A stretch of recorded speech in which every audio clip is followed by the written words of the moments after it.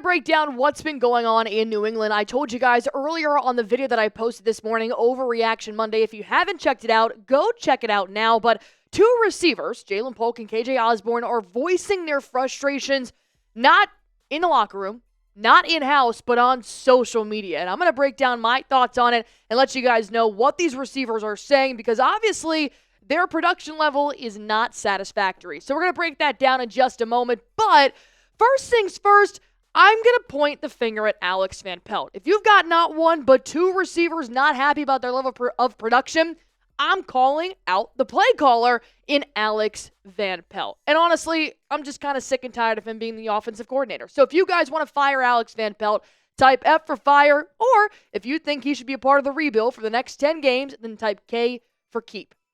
Ja'Lynn Polk writing this extremely cryptic message on his Instagram story and then was recently deleted almost minutes after he originally posted this after the Week 7 loss. Just ... peace out emoji. And in my initial thought here, I'm like, is this dude quitting? And I'm like, no, he's not quitting. There's no way he can quit. But I'm going to tell you what I hate about this. I hate this so much. Because I do not like when a player is not happy about their level of production or they're not happy about how they've been playing, they post on social media about it. I don't know, call me old school, but I think if you don't like how you're playing, you go back to the field and you fix it. Not to mention, Ja'Lynn Polk has already discussed his drops in the past weeks, even before Week 7 when he had 3 drops in that ball game.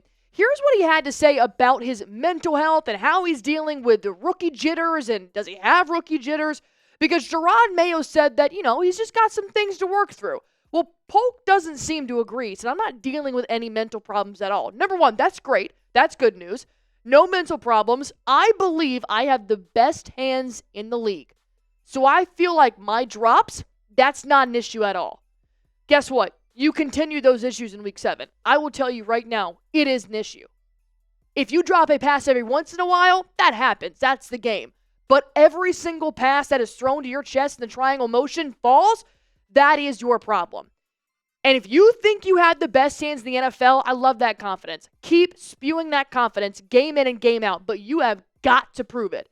Because I have seen nothing other than 2 plays in 7 games that prove to me you have the best hands in the NFL per Ja'Lynn Polk. And I'm going to give the credit to obviously the toe heel rule, which would have had us 2 wins on this season against the Miami Dolphins when obviously he made this climbing the ladder catch, got both feet in, which was great, but his heel was hovering over the out-of-bounds line, so the NFL analyst said that that's not a catch. And then you got to go a week before that against San Francisco 49ers as he's trying to keep the play alive. The clock is running out, and he makes his double coverage catch, but only gets 1 foot in. Why? Because the left leg was caught underneath the San Francisco 49ers leg, and he couldn't physically get it down. This was a phenomenal catch. So I have seen the best hands in the NFL. But Week 7, look at all those goose eggs. You got targeted 3 times. 0 receptions. 0 yards, 0 touchdowns. You've only had 1 touchdown on the season. And not to mention, throughout the last 7 games, there really hasn't been enough to let me know that you do have the best hands in the NFL. 26 targets in 7 weeks. 10 catches for 78 yards. This is not looking like a top draft pick right now. I'm not saying he can't do that. All I'm saying is, it's clear that he's frustrated, and I would be too. I would be frustrated if I went out there and said I had the best hands in the NFL, and then I go out and have 0 receptions in Week 7 in a game that you absolutely should have won. And the reason why I don't like taking it to social media is because I think if you truly want to make a difference, you don't post about it. And that's coming from somebody that their living is on YouTube. You do not post about it. You go back to the field. Number 1, you work on ball security. So when you do catch the ball with the best hands in the NFL, you can take a hit and hold on to the football. Not to mention, when you're getting hit directly in the chest, you'll be able to catch it. I saw so many reports in the offseason that there were 3 players after practice, staying after practice every single day. Drake May, Ja'Lynn Polk, and Javon Baker. And so far, 1 out of the 3 rookies is proving that he was worth it. But I think that you're digging a little bit of a hole.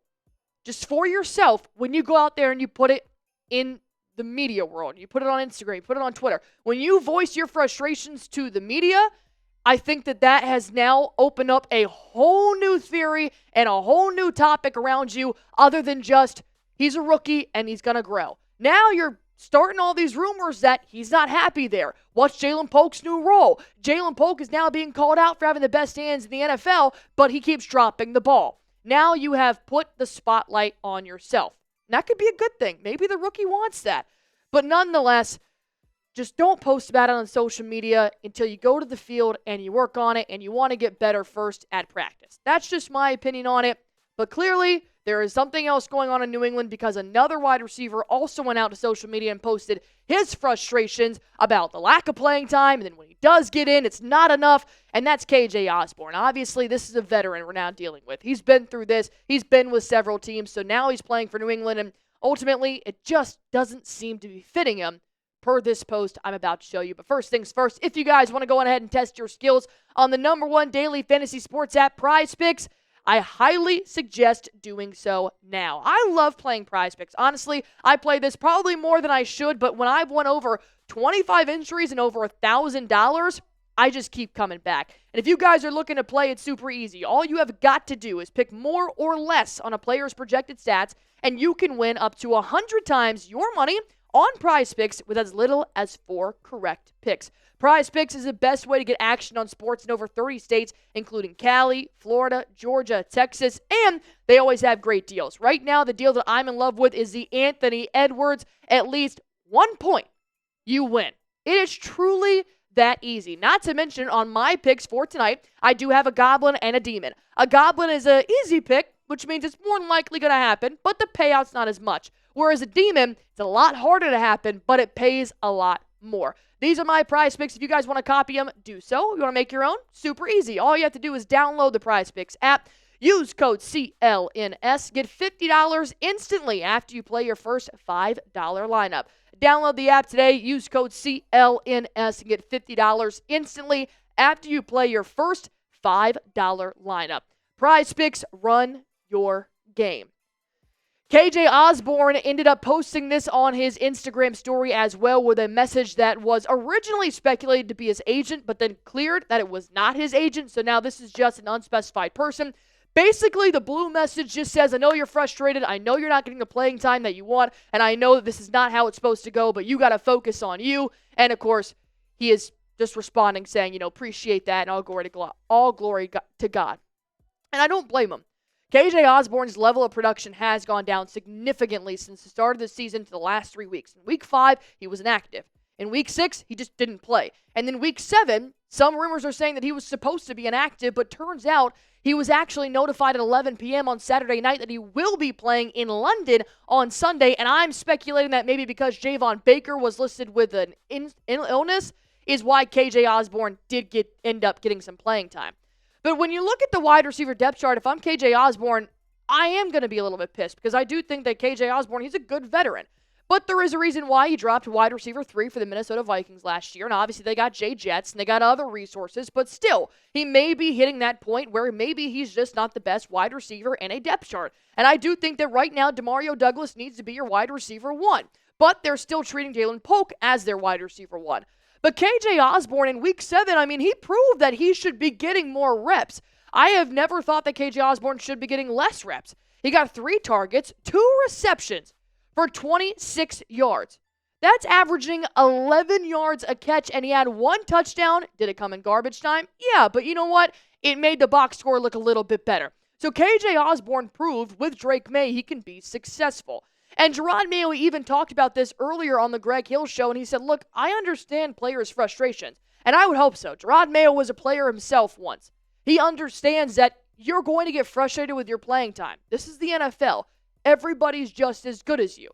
But he did reiterate, and this is why I go back to why I don't like players going to social media first, is because Jerod Mayo said he'd rather keep it in-house. So Jerod Mayo found out about that message when we found out about that. That's what I don't like. You're supposed to like your coach. You're supposed to have that camaraderie and that good relationship. And if he doesn't, that's a different thing. But when you've got an issue with something in the Patriots, you should keep it within the Patriots. That's the only point I'm trying to make. And Jerod Mayo said that. He said, I'm just trying to keep everything in-house so we can deal with it in-house. Because the last thing the Patriots need is another distraction. And I'm not calling K.J. Osborn a distraction, but there has now been some speculation that if Osborn's not happy in New England, you don't want it to become a distraction. So this may end up being a trade deadline move, which is fastly approaching. And I could see the Patriots trading away more players than not because they are so bad right now, being 1-6, that they've got so many roster moves they need to adjust that I'm not sure they can wait until the offseason to do so. And if they're going to keep this coaching staff, then you better give him some players that are going to be able to put up with it. And if KJ Osborn can't do that, then maybe it's time you find another place for him at the trade deadline. But I want to hear from you guys. The reason why we have Patriots today is that I talk, you talk, and then we talk about it. Should the Patriots trade away KJ Osborn? I'm going to go with no. I think that in this wide receiver room, you can honestly get any help that you can get.